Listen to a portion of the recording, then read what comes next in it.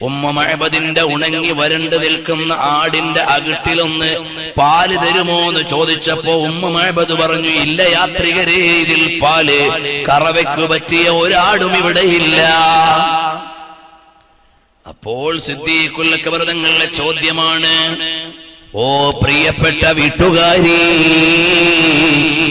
ഈ നിൽക്കുന്ന ആടിന്റെ അകിട്ടിലൊന്ന് കൈവെക്കാൻ എന്റെ കൂടെയുള്ള നേതാവിനെ സമ്മതിക്കുമോ?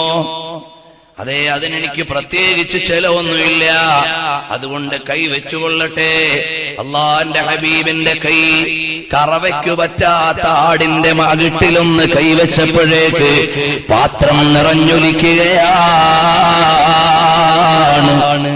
വീട്ടുകാരിക്കും പാല് കൊടുത്ത് ആവശ്യത്തിന് പാനം ചെയ്ത് യാത്രികർ യാത്ര തുടരുമ്പോ ഹസ്സാൻ ഇബ്നു സാബിത്ത് റളിയല്ലാഹു അൻഹുവിന്റെ വീണ